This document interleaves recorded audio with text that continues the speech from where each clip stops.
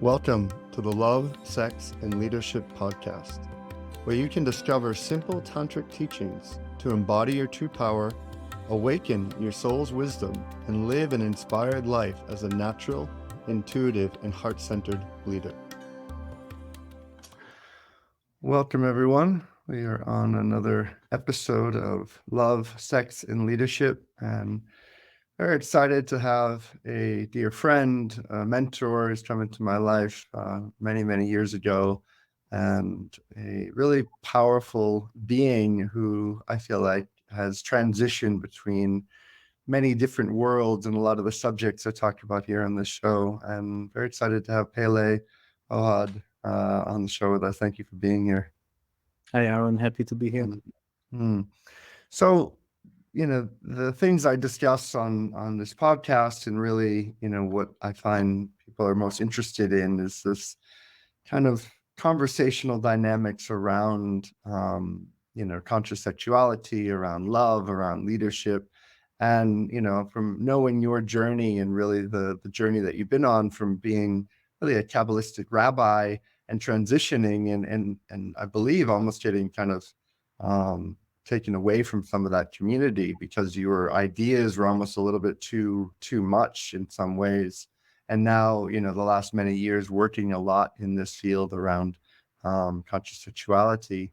Yeah, I'm very grateful to have a dialogue and really the place I want to start right from, like, what always is interesting to me is where the impetus to make a transition and to be the fish streaming, going upstream and all the fish are going downstream, and like where that drive initiated from to really stand forth the way you have in this world. And I just want to really honor and acknowledge you for doing that. It's beautiful to know you and have you as a brother and a friend in this life. So thank you. Thank you, Aaron. It's funny. You remind me of a very Jewish laws of what is kosher. And one of the things about a duck, how do you know that a duck is kosher, is if it can swim against the stream. Because otherwise, if it cannot swim against the stream, it's not healthy enough. But yeah, I'm one of those ducks, I would say, that still is kosher. It is challenging, but some of us just have it in our nature to be those who open paths in the jungle and going with a machete and searching for new paths, recognizing that the path that humanity is on now is not a sustainable one. Mm-hmm. Mm-hmm. We live in a culture and a society that is not sustainable. I realized that when I was in the orthodox Jewish world, I did not grow up like this. I grew up secular. I was looking for truth. I was looking for meaning. I was looking for connection. And, I went through Buddhism, shamanism, and found Kabbalistic Judaism, which is my ancestral path, and just like dove right in. Became a rabbi, became a teacher. And then I realized that the way that Jews hold their own way is also not real, is not true. It's unhealthy, let's put it like that. And a lot of the mysteries that attracted me in were not actually the way that they live their lives. So it was like, okay, I found myself searching for other ways. And love and sexuality, sacred sexuality, the sacredness of Eros. Actually, when I realized that in the ancient teachings of Kabbalistic teachings and the mysteries, when I realized that, and I realized how far it is from the way that Kabbalistic Jews live their lives today, I realized I need to move on. So, in the ancient times, it says that when people were studying the mysteries, there was the mysteries of the Merkava, on the mysteries of Genesis, of like how to create, basically the creation of the physical world, the leading, the how to guide yourself through the world, and the mysteries of sexuality. Mm, Sitrei Arayot, as it's called in ancient Talmudic Hebrew. But and it's connected to the scroll of Song of Songs, Shir Shirim, in the Bible, mhm, and that was used as sacred mantras in ancient times of love and sexuality, was used as sacred mantras to go in the chamber temple. Um, so this is not happening today, and I was just like, since I'm a truth seeker, so it took me away, even though I got a lot of threats and direct and indirect, uh, that people don't like it when you leave those words. Um, yeah, but I'm still doing the same, you know, mhm, walking in paths that are less traveled, um, with a machete and trying to open paths.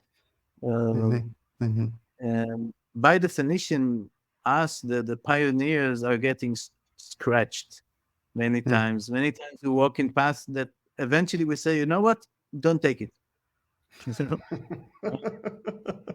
uh, or, when you go this way, here are some ways that you need to take care of yourself so you don't fall from this cliff or whatever it is. um, and it's sometimes difficult because the people that walk behind you, if um,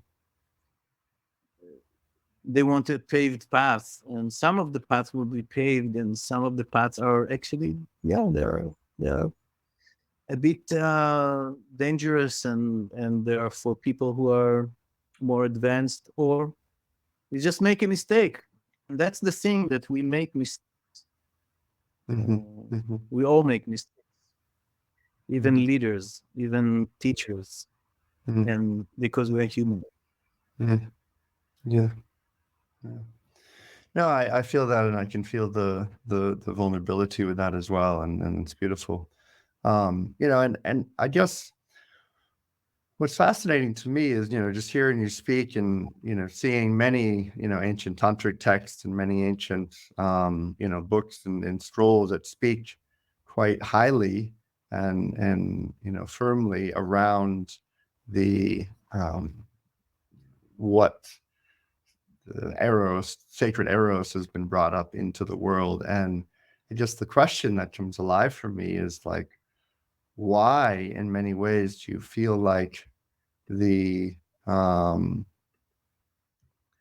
why do you feel like in many ways that they feel like those things have had to be taken away, that like people can't have those conscious conversations, they can't actually lead with that, and in many ways exactly what you were saying, it's like, oh, that's forbidden to speak about Eros in religion, that's forbidden there, but it's actually in the text in which this religion and things are formed from. So I'm curious your take on that, especially when it comes to the vulnerability of leadership and why it feels like so much of that has been taken away from our vocabulary, from our way of being, when actually it's inside the roots of our civilization.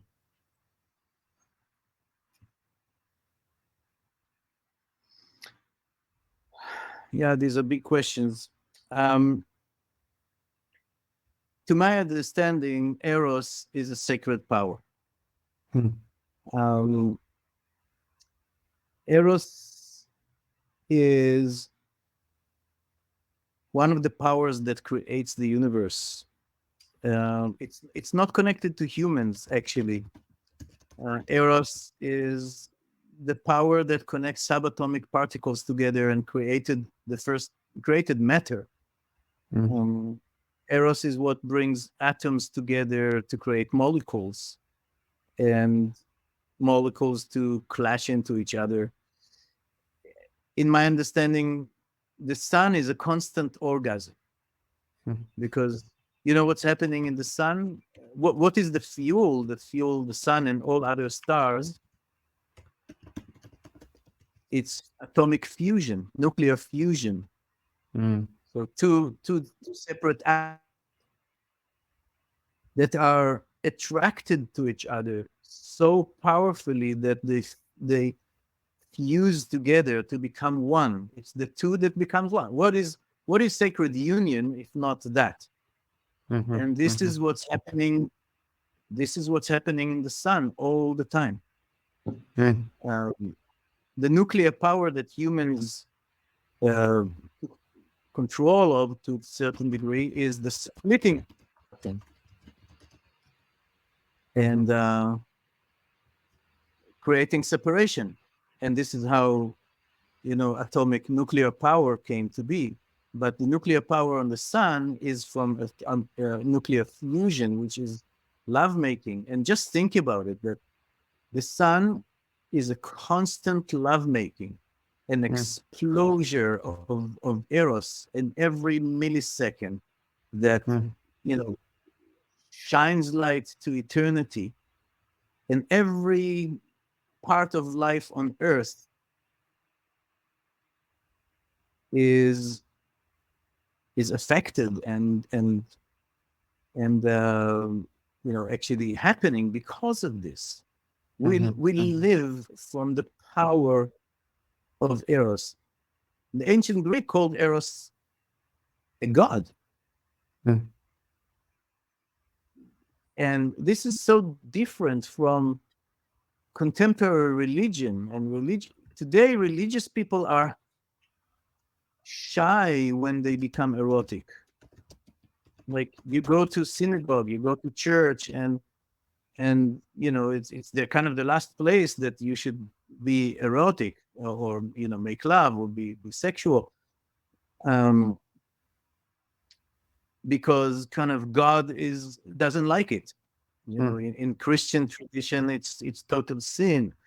In Judaism, it's not, but it's totally unappreciated in synagogue.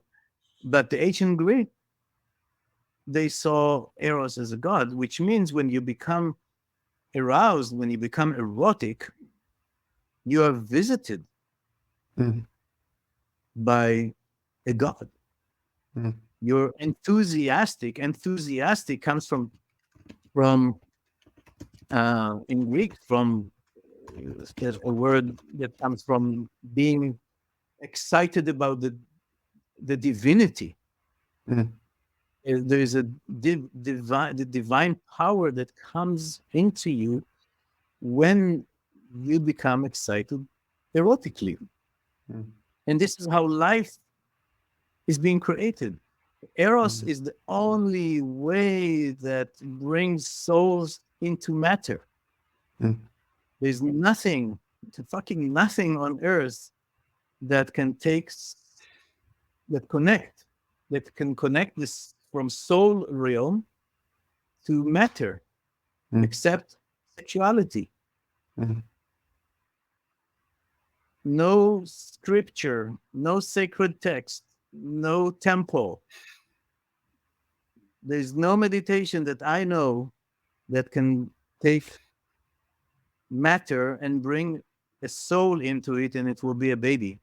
The only meditation that does it is what we call what lovemaking is. So I look at Eros as a big, deep mystery of the universe that is here from before us, will be here after us. It goes through us. We are like perforated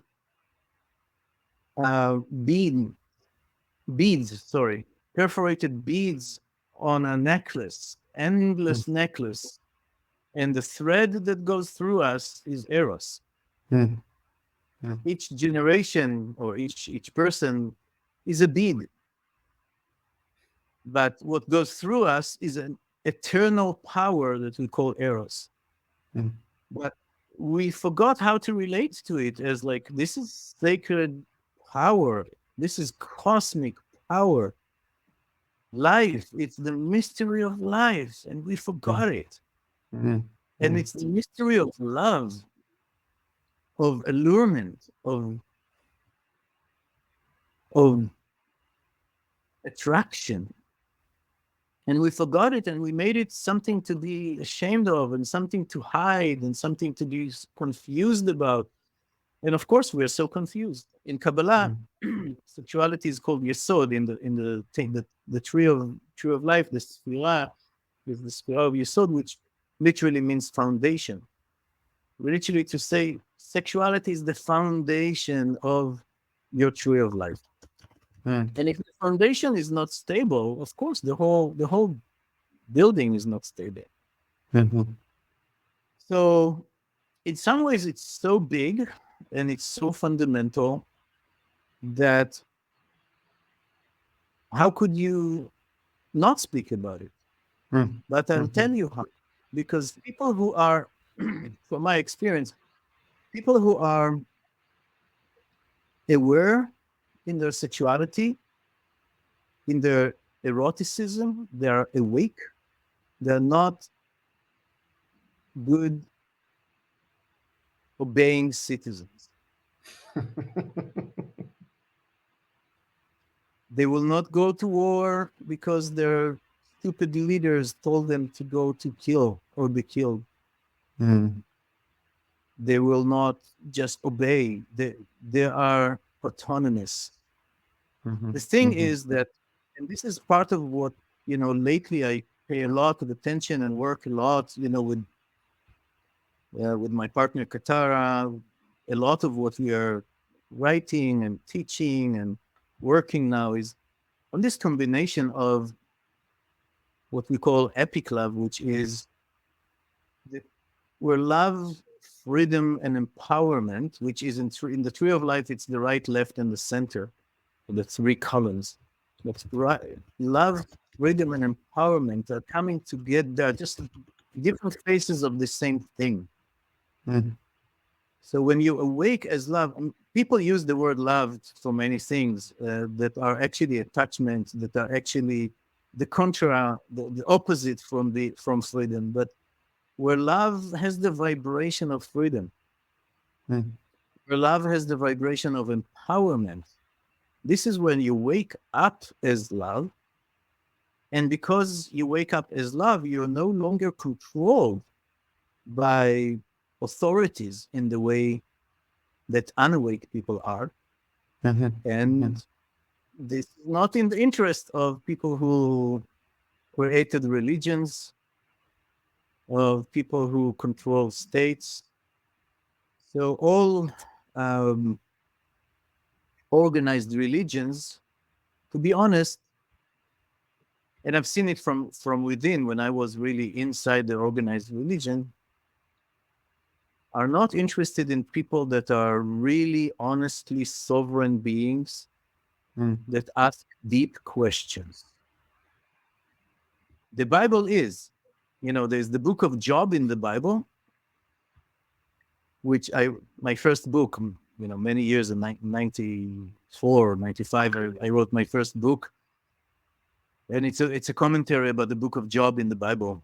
Mhm. And the interesting thing with the book of Job is that Job asks deep questions. It's like really challenging God.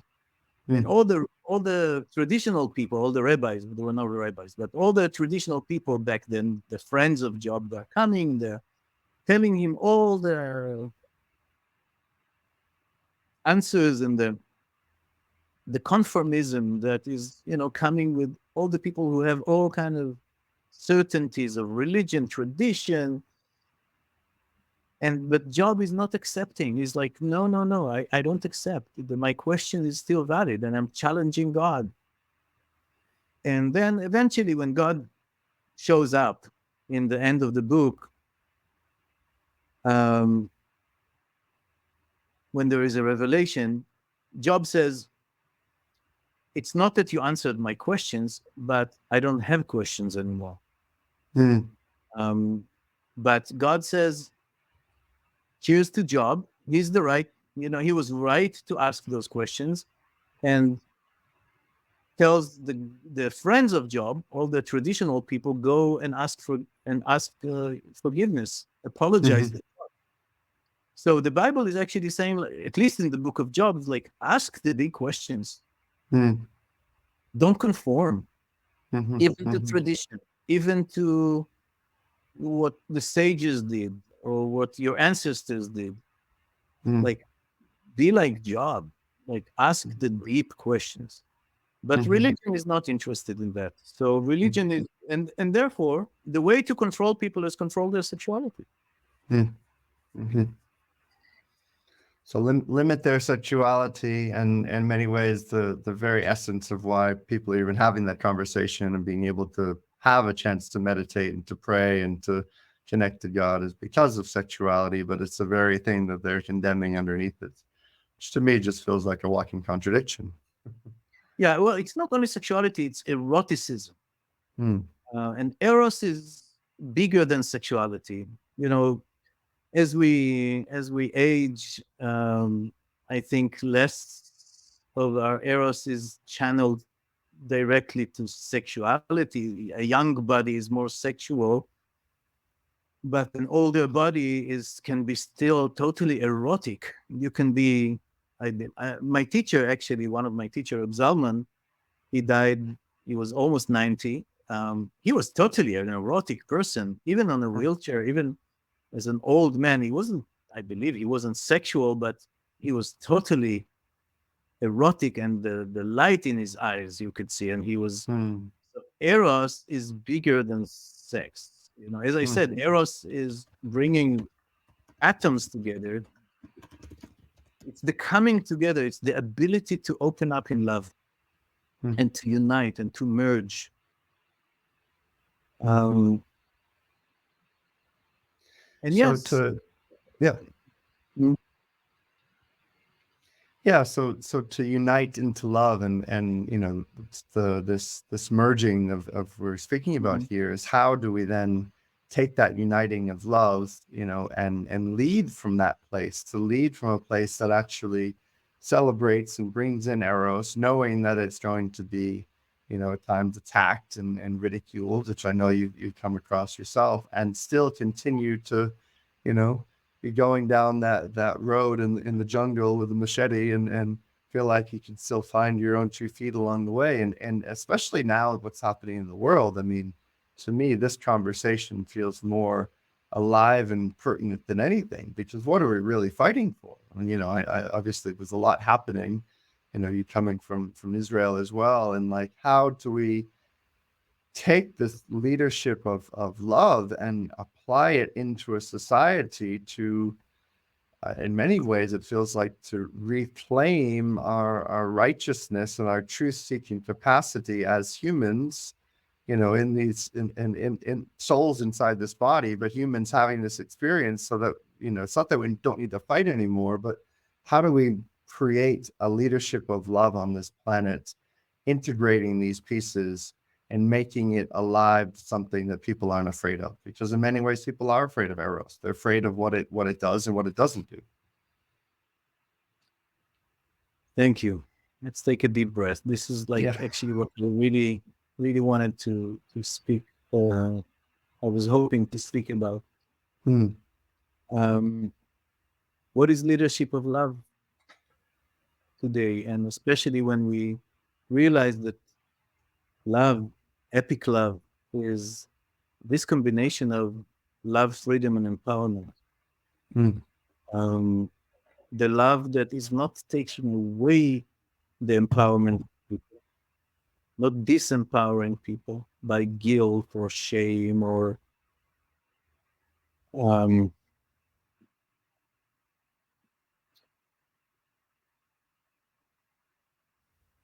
anything that takes away their ability to be sovereign, but the love that allows everybody to feel sovereign.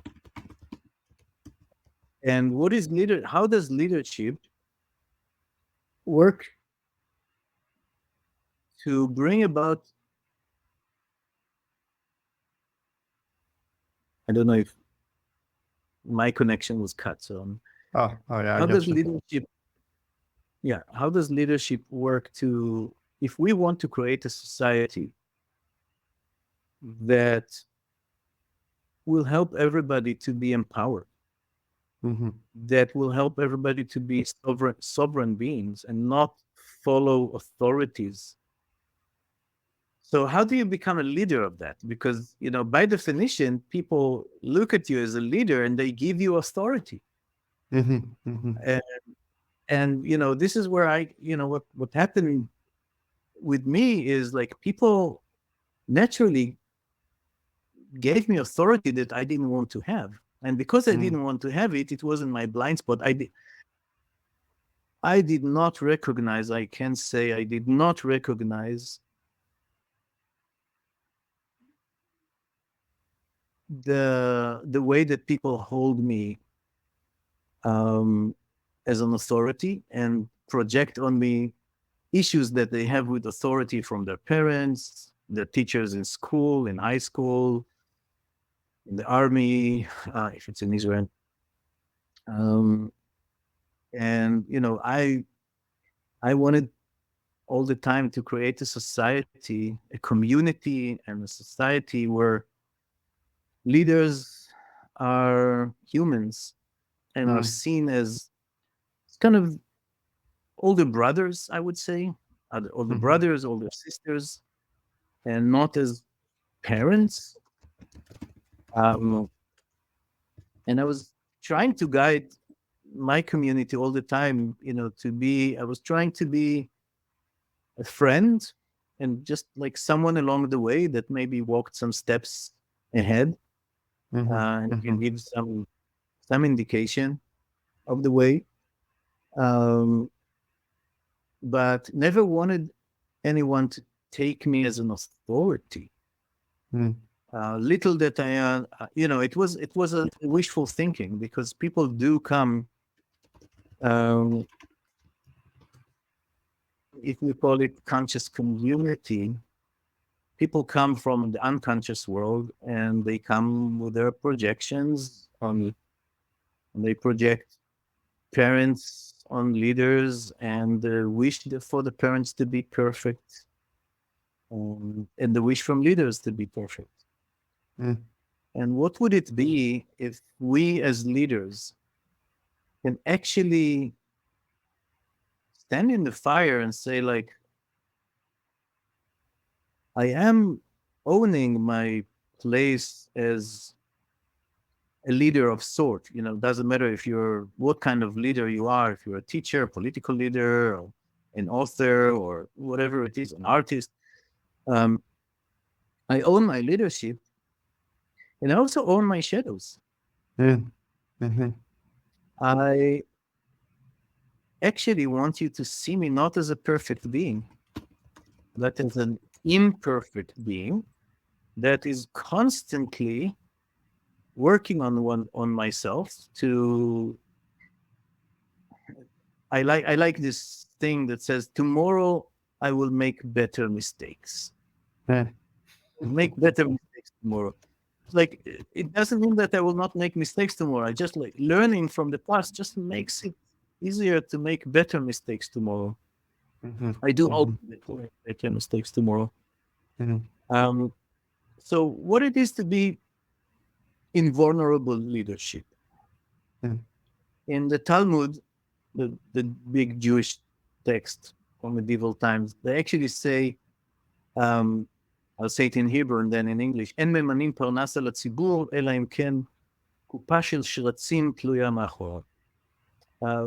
Do not make anyone like a leader of the congregation unless they have a whole bank of impure issues hanging behind them. Hmm.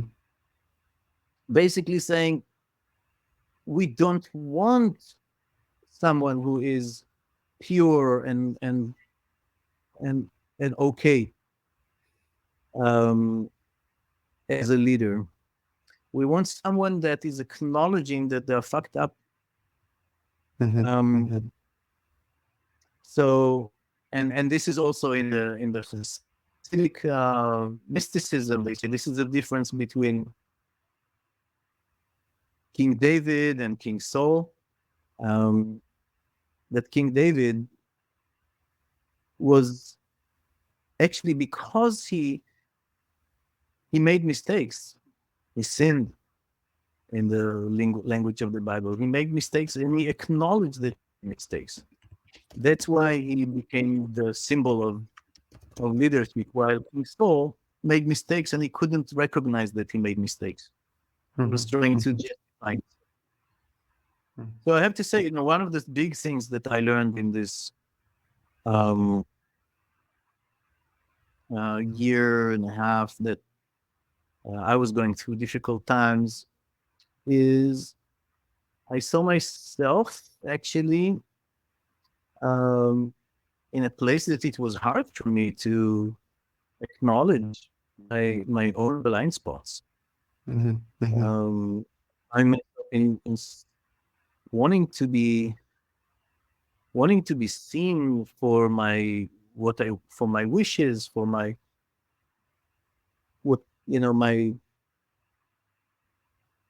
it's very lonely to be a leader sometimes. You want friends, and you're hanging out with your community, and it's really hard to know that your community cannot be the people that you can totally play with. These are your community, and I always wanted to be part of the community, like totally part of the community, just like to create a community so I can have people to hang with, to play with. And from this kind of place of vulnerability, I wanted to be seen, and because I wanted to be seen in my vulnerability, I actually I became a bit defensive when people came to me with their issues. Like, how can't you see, that I'm who I really am, and my wishes and vice versa. I just created the same thing. I wanted to be seen, and I created a situation that their wish to be seen they felt unseen by me. It's a tragedy, and it happens a lot. And one of the things that I really worked on myself, and a lot with amazing help that I got from friends, and especially from Katara, my partner, who was kind of my coach in this, was actually to realize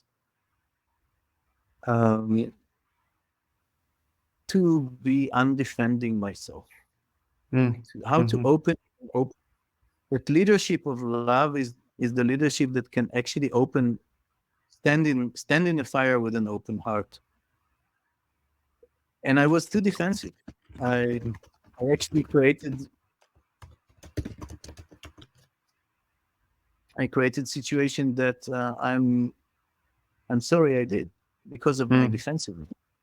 And for me, leadership of love is, first of all, a vulnerable leadership. It's a leadership that can I own my gifts, and I own the places that I can contribute to our society. And I also own my shadows. I own that I have shadows, that I have blind spots, and I am in a constant work in progress. I'm constantly in a work in progress. So don't project on me a perfect father, a perfect human being. I'm not. I'm definitely not. And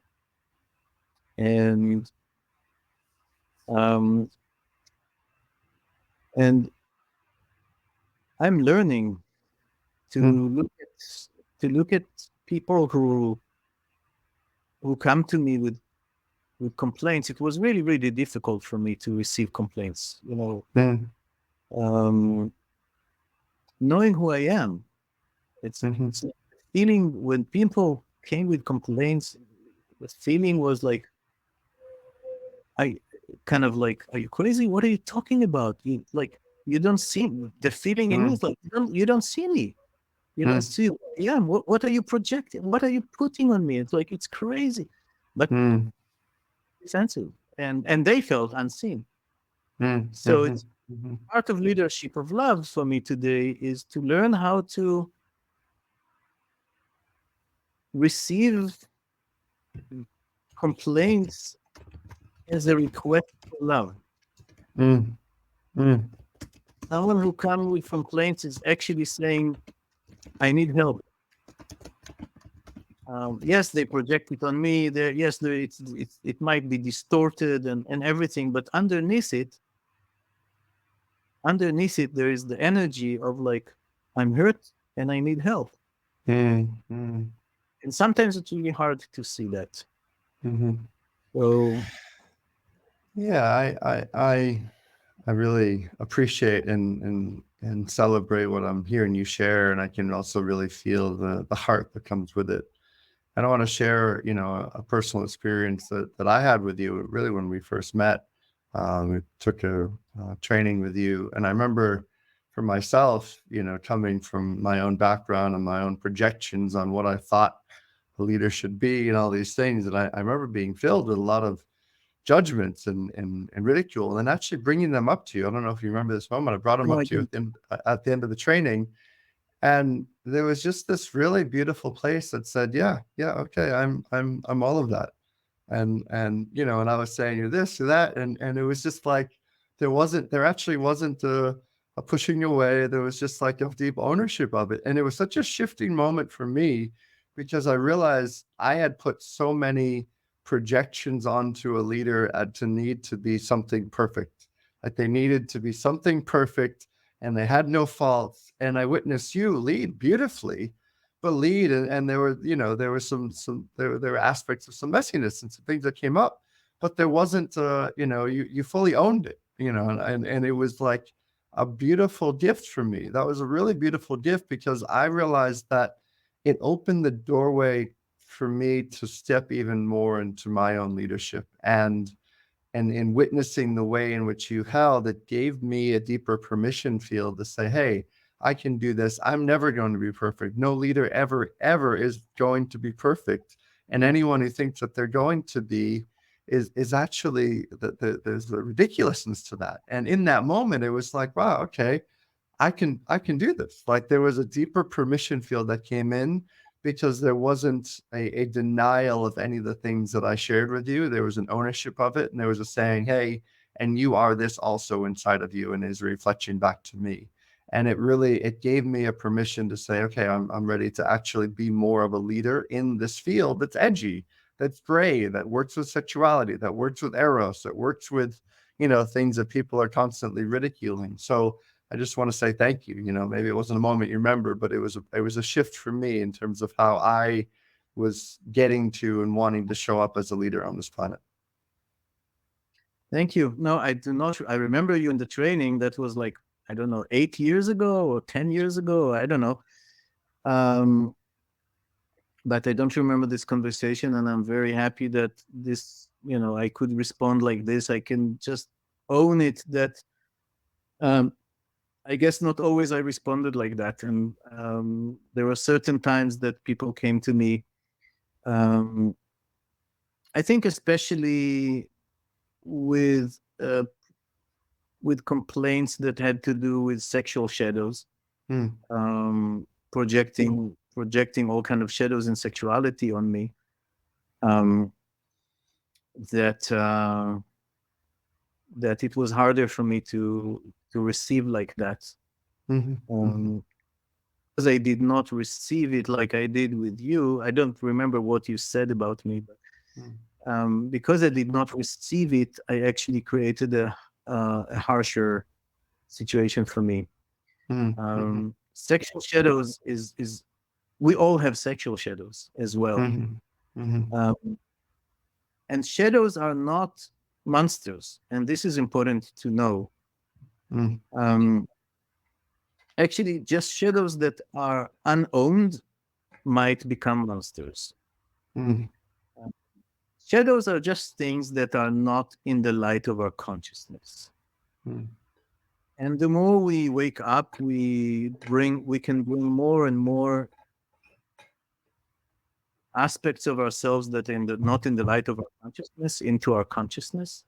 With self, it starts with self-love, and this is one of the teachings that I carry from my Kabbalistic training, is like equal to the amount of self-compassion that you have for yourself is the amount of shadows that you can acknowledge. An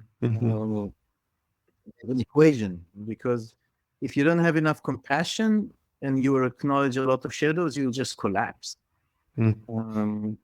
So there is an equation there, and it's beautiful. It's a constant work, and also it's more and more subtle. Like, the shadows that after years of working on shadows, you still have shadows. They're more subtle. People who do not own their shadows and try to hide the shadows even deeper and just to create a persona of like, hey, I'm pure, I'm okay. And shadows become distorted. And from distorted shadows is where evil come. Like the evil in my language is the wish to harm others. The wish to harm, we know only hurt people hurt people. Only hurt people, and which means it's a distortion. The wish to hurt other people is because something happened to you and you're distorted. And so shadows that are unowned and like deeply unowned and pushed to the sellers and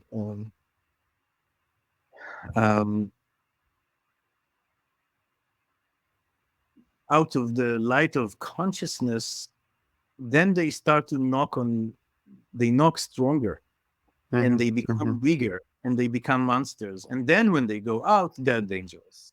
This is what happens with a lot of people that only present, they're beautiful and they're not sexual, or they're very, very contained. And then they get drunk or something, and then their sexual monster comes out. But actually, so what I'm trying to say is that owning our sexual shadows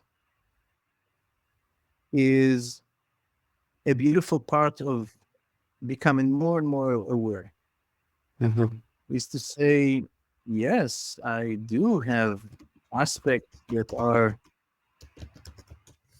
shadowy, and shadow is not bad. Shadow is just like less in the realm of awareness, some blind spots. So I constantly find things that are in my blind spots. By the way, I have, yeah. No, go ahead. A literal blind spot. I looked at this. I'm one of those people who like, I'm crazy since I was a child. So as a child, I looked directly at the sun in a time of eclipse because the teacher said you can't, and I was like, oh, yes, I can.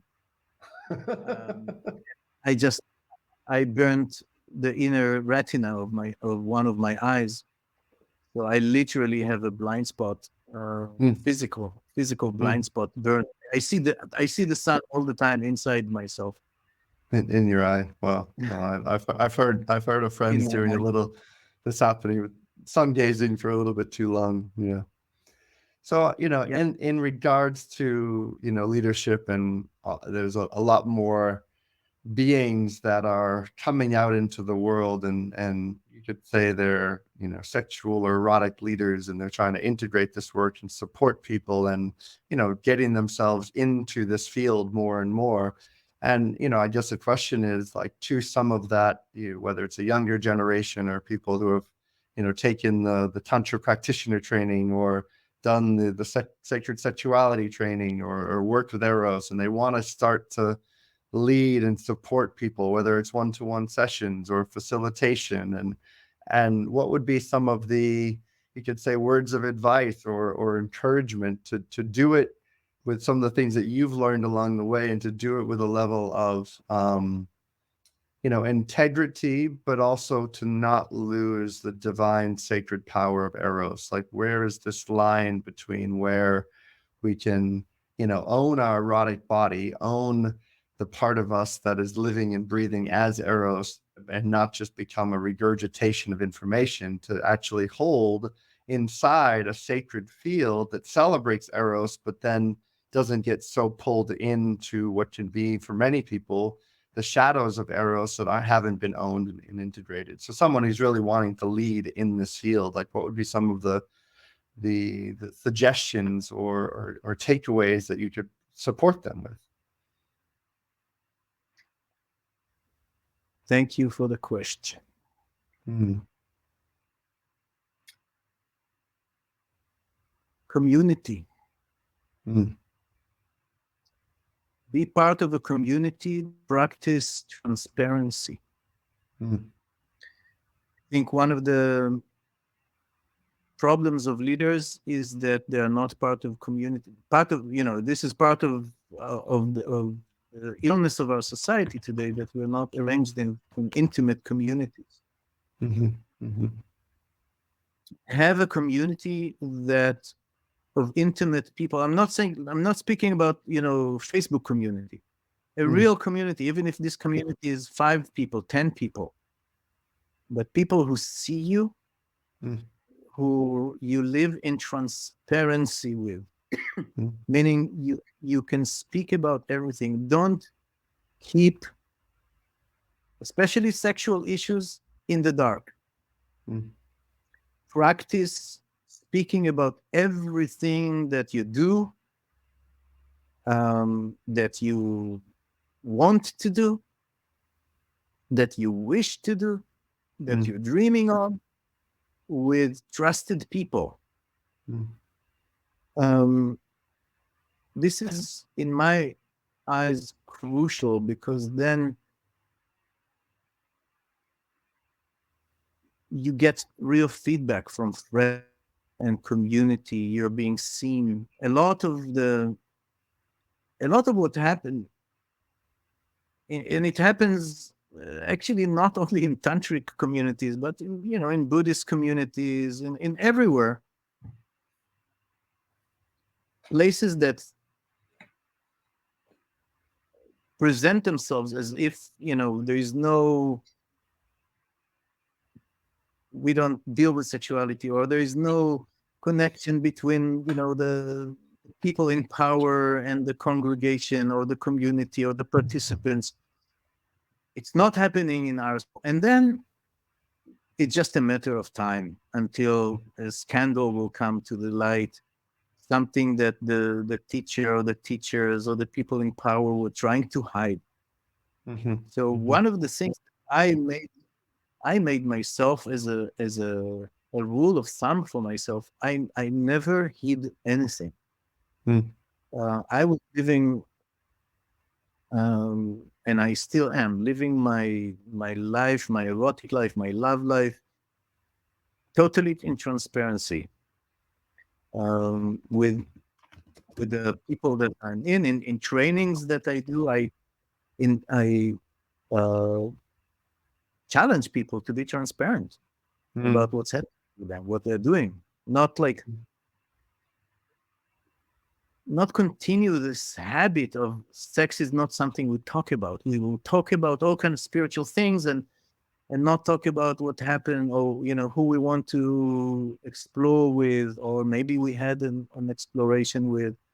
I actually invite people, and invite the leaders. Actually, speak about yourself, mm, and not always your students, but at least have a community of people that you can have peer review, but a real one. It's transparent and vulnerable. mm, Never. I think if people live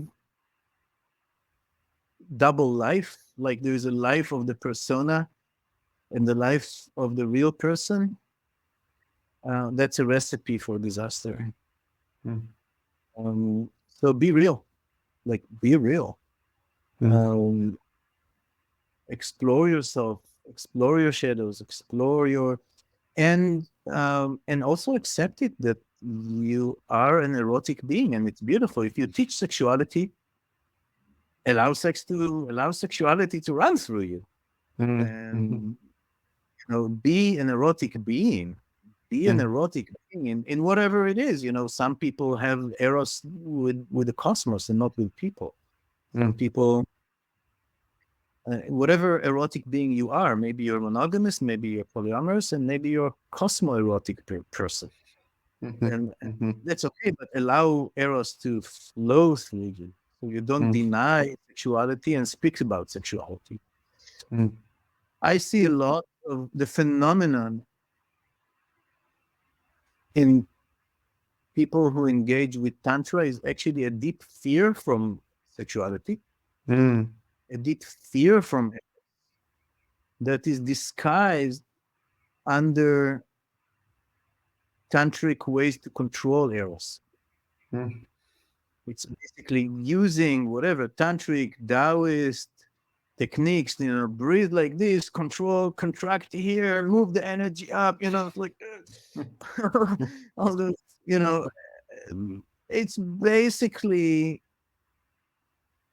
the same shame from sexuality and Eros that you got from your parents and from your church and from school. You just now use tantric and Taoist words to speak about it, but you never actually did the work of unshaming sexuality. And unshaming the fact that you have sexual shadows. And I want to explain what I mean when I say sexual shadows. We sexualize as we grow up and we become sexual beings. We start to sexualize needs. So the need to be acknowledged becomes sexualized.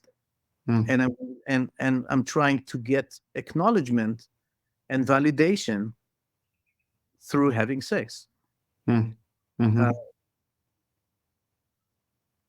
need to be seen is sexualized.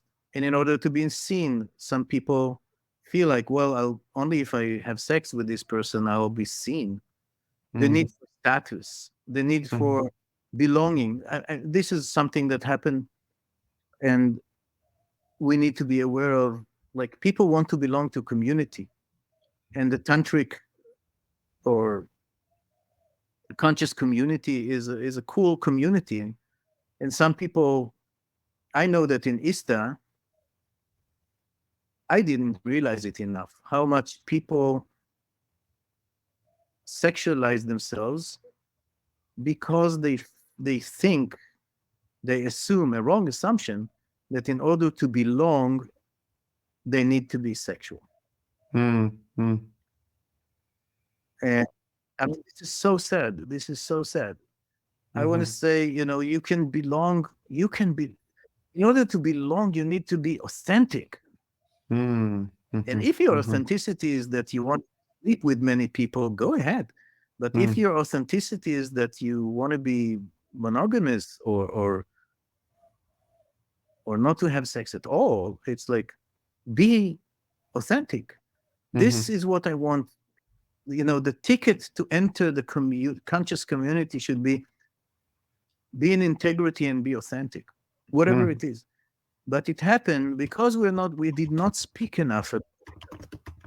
I think we did not speak enough about it. So people got the feeling that, oh, this is the sexual shamanic community. I need to sleep with many people. I need to be very sexual and open in order to belong. And this is very, very sad. So the need to belong is sexualized.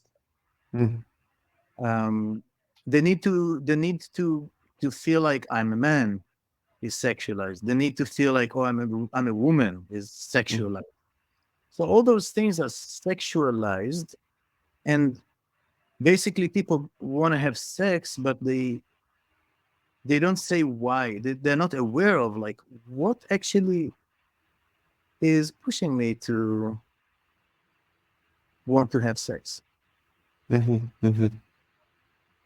when we start to ask ourselves questions,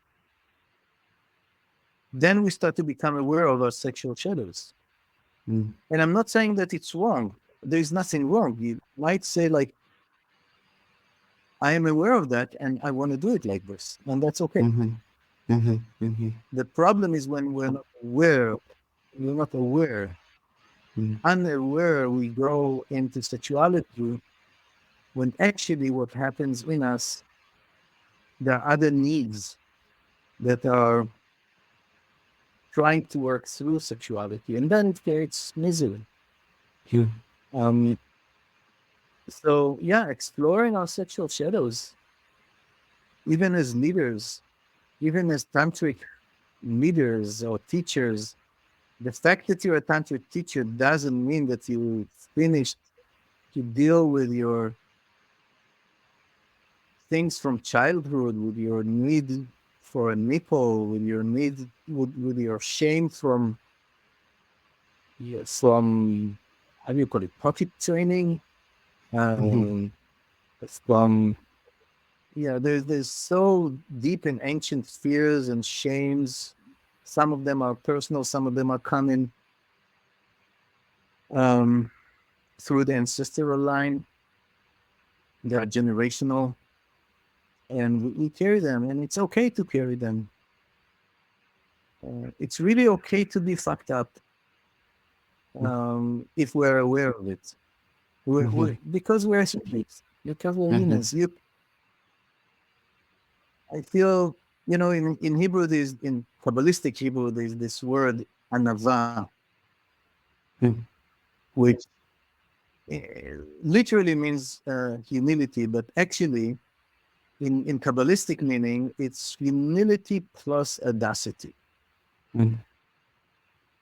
It's the way to be in audacity, like to say, like, no, I'm a great soul. I'm a I'm a sacred soul. I'm a miracle. Mhm. There's no one like me in the whole history of the universe. I'm here to bring something. And I'm also fucked up like any other human being. Yeah. And it Yeah. exists at the same fucking time. Mhm. And I don't need to hide anyone. Mm. So holding the the complexity of what it is to be human Mm. Mm. um, is, what my big advice to anyone who steps into this field is to be in anava, is to hold the complexity and Mhm. of the complexity of yourself and be in integrity. And part of integrity is owning your shadows, Mm. being a humble and vulnerable leader. Allow yourself to acknowledge that you made mistakes Mm. when you made mistakes.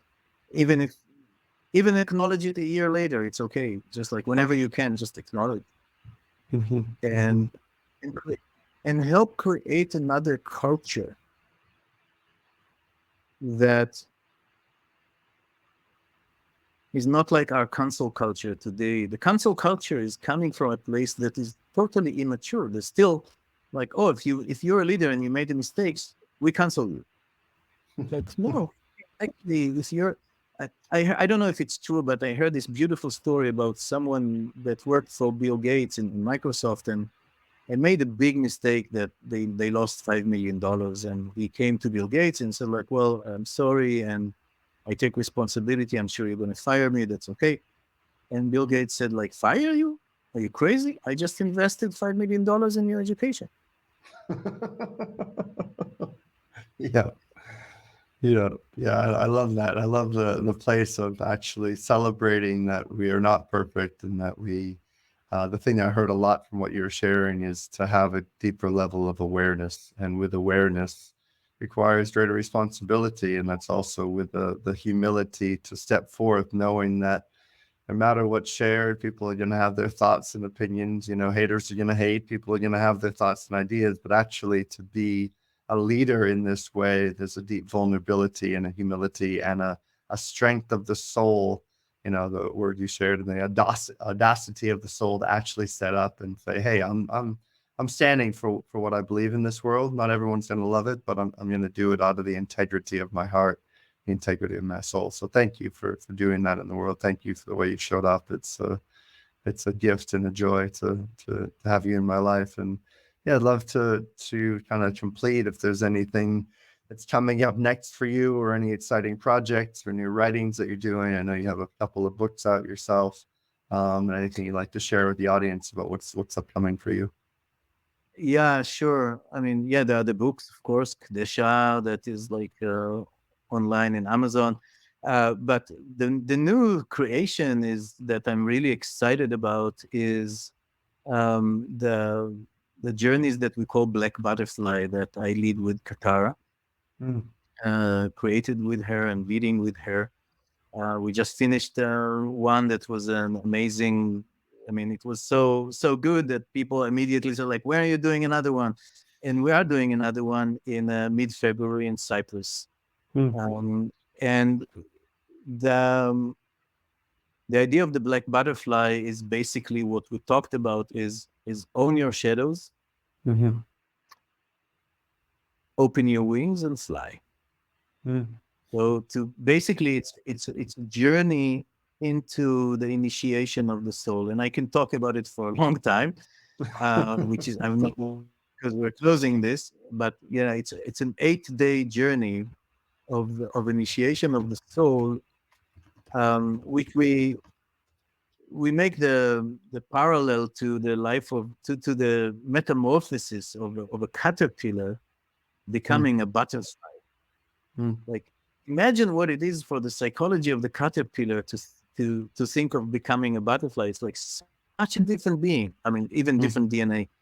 Um, that's why it needs to go into the cocoon, into the chrysalis, and totally go through transformation and metamorphosis from someone who's consuming and eating leaves to someone who's going to. I mean, what is the life of a butterfly?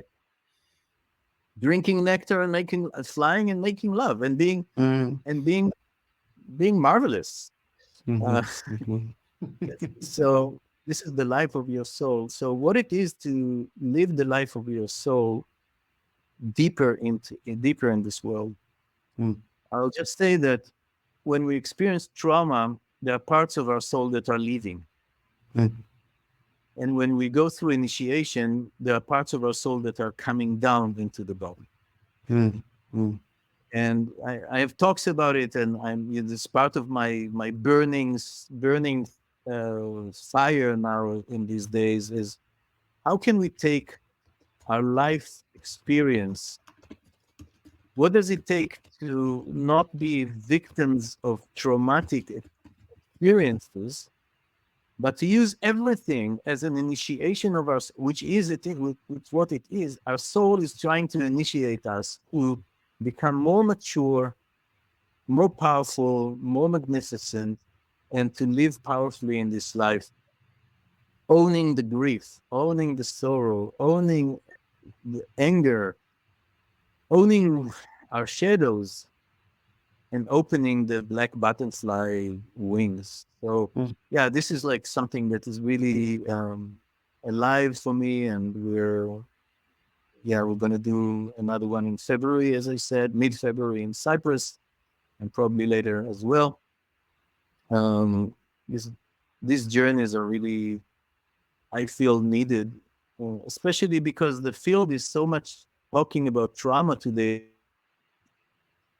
When you speak about trauma, you see that everybody is fragile, Mm, mm, potential fragile. When when you realize that everything that is traumatic can be also experienced from different perspective as an initiation of the soul, you you move away from the fragility into like we are fucking here to experience life, to experience death, to experience difficult situations, mm, high energy triggers, but we mm, want to initiate ourselves through this. So mhm, this is what I'm up to today. I'm mm. less working with beginners and more working with people who did already and willing to dive deeper. I'm really excited about um, guiding leaders, actually young leaders, people who want to work with a lot of people, and if I can give them from my experience of the last 30 years of teaching, I'm happy to do that. Yeah. Beautiful. Love that. Yeah. Well, thank you for continuing to pave the way forward. Thank you for continuing to hold your machete and cut through the jungle. There's lots of jungle here in Bali that I see every day. So I can definitely appreciate the analogy. And yeah, I appreciate you. I really love and respect you, and thank you for showing up in my life as you have, and for continuing to stand alongside and be a fellow brother on this journey of opening people's hearts and remembering the sacred connection to God, to divinity, and to Eros. So I appreciate you, and thank you for being here. Thank you, Aaron.